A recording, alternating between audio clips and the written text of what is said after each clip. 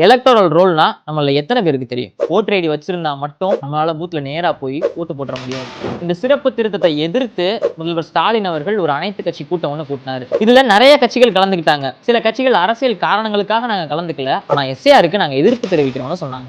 இவ்வளோ எதிர்ப்புகள் ஏன் அப்படின்னா, சீமான் அவர்கள் இதுக்கு வட இந்தியர்கள் இங்கே வந்து ஆதிக்கம் செலுத்த ஆரம்பிச்சுட்டா என்னோட நிலம் என் கையை விட்டு போயிடும், இது பிஜேபியோட சூழ்ச்சின்னு சொல்லியிருக்காரு. நவம்பர் 4ல இருந்து டிசம்பர் 4 வரைக்கும் நம்ம வீட்டுக்கு பூத் லெவல் ஆஃபீஸர்ஸ் இந்த வேலைக்காக வர்றப்போ ஃபார்மை ஃபில் பண்ணி கொடுக்கலன்னா லிஸ்ட்ல இருந்தே உங்க பேரை நீக்கிடுவாங்களாம். வரப்போ 2026 தேர்தலில் ஓட்டு போடணும்னா கண்டிப்பா எஸ்ஐஆரை செக் பண்ணியே.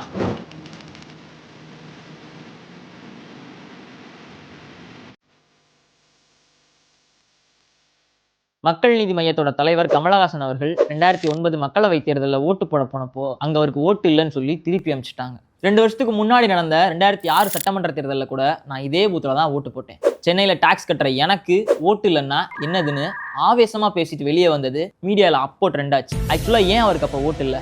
அப்போ அவர் தங்கியிருந்த அந்த வீட்டை குடோனுக்கு வாடகைக்கு கொடுத்ததுனாலையும், அவர் வேற ஒரு வீட்டில் தங்கி இருந்ததுனாலையும், கார்பரேஷன்ல இருந்து நேம் செக் பண்ண வந்தப்போ அவர் வீட்டில் இல்லைன்னு சொல்லி 2 வருஷத்துக்கு முன்னாடியே அவரோட பேரை எலக்டோரல் ரோல்ல இருந்து தூக்கிட்டதா மாநகராட்சி தரப்புல விளக்கம் கொடுத்தாங்க. ஸோ அவர் வழக்கமா ஓட்டு போடுற பூத்துல அவருக்கு ஓட்டு இல்லைன்னு சொல்லிட்டாங்க.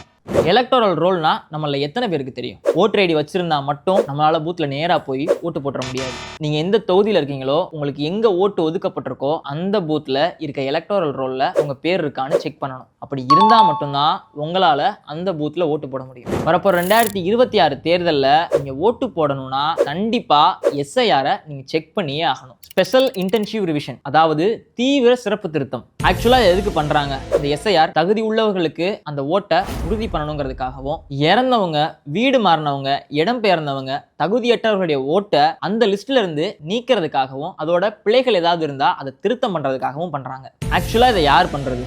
இப்போ இதை பண்றது election commission of India. Booth level officers உங்க வீட்டுக்கே வந்து ஃபார்மை கொடுத்து ஃபில் பண்ண சொல்லுவாங்க. பிள்ளைகள் அதிகமாக இருக்கிற மாநிலங்கள் மற்றும் யூனியன் பிரதேசங்களில் தேர்தலுக்கு முன்னாடி இதை பண்ணுவாங்க. நம்ம வீட்டுக்கு பூத் லெவல் ஆஃபீஸர்ஸ் இந்த வேலைக்காக வர்றப்போ ஃபார்மை ஃபில் பண்ணி கொடுக்கலன்னா லிஸ்ட்ல இருந்தே உங்க பேரை நீக்கிடுவாங்களாம். பயப்படலாம் வேணாம். அவங்க வர்றப்போ ஃபார்மை ஃபில் பண்ணி கொடுத்துட்டு கரெக்ஷன்ஸை செக் பண்ணாலே போதும். யோசிச்சு பார்த்தா மக்களுக்கு வேலை கம்மி தான்.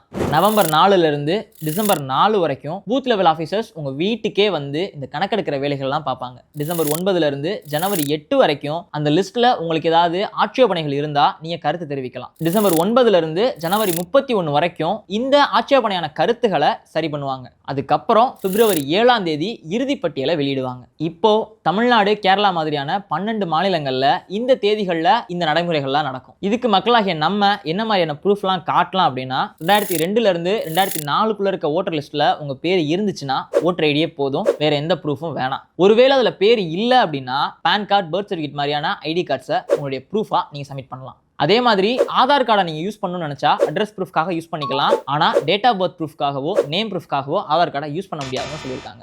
ஈஸி தானே, ஃபார்ம் கொடுத்தா ஃபில்அப் பண்ணிட்டு கரெக்ஷன் செக் பண்ண போறோம் அப்படின்னு சிலர் சொன்னாலும், கிராமப்புறங்கள்ல இதை பத்தின விழிப்புணர்வு எந்த அளவுக்கு இருக்கும்? குக்கிராமங்கள்ல இந்த அளவுக்கு ஈஸியா இருக்குமான்னு நம்ம ஃபர்ஸ்ட் யோசிக்கணும். மக்களுக்கு போதுமான விழிப்புணர்வை கொடுத்துட்டு இதை பண்ணணும்னா ஈஸி தான். ஆனா அதுக்கு இப்போதைக்கு போதுமான நேரம் நம்ம கையில இல்லைன்னு சில விமர்சனங்களும் வருது. இந்த சிறப்பு திருத்தத்தை எதிர்த்து முதல்வர் ஸ்டாலின் அவர்கள் ஒரு அனைத்து கட்சி கூட்டம் ஒன்று கூட்டினாரு. அதுல எல்லா கட்சிகளும் அரசியல் வேறுபாடு இன்றி கலந்துக்கோங்கன்னு கேட்டுக்கிட்டாரு. இதுல நிறைய கட்சிகள் கலந்துக்கிட்டாங்க. முக்கியமா திமுகவோட கூட்டணி கட்சிகளான கம்யூனிஸ்ட், மக்கள் நீதி மையம், இந்த மாதிரியான கட்சிகளும் இன்னும் சில கட்சிகளும் கலந்துக்கிட்டாங்க. சில கட்சிகள் அரசியல் காரணங்களுக்காக நாங்க கலந்துக்கல, ஆனா எஸ்ஏஆருக்கு நாங்க எதிர்ப்பு தெரிவிக்கிறோம்னு சொன்னாங்க. இவ்வளவு எதிர்ப்புகள் இருந்தாலும் சில கட்சிகள் ஆதரவுகளும் தெரிவிச்சாங்க. இவ்வளோ எதிர்ப்புகள் ஏன் அப்படின்னா, எஸ்ஏஆர் தொடர்பான வழக்கு நீதிமன்றத்துல நிலுவையில் இருக்கப்போ மத்திய அரசு இதை கையில் எடுத்திருக்கிறது தப்பு அப்படின்னு முதல்வர் ஸ்டாலின் அவர்களும், இந்த எஸ்ஏஆர் பத்தி நம்பகத்தன்மை இல்லைன்னு அனைத்து கட்சி கூட்டத்துல நிறைய பேர் சொன்னாங்க.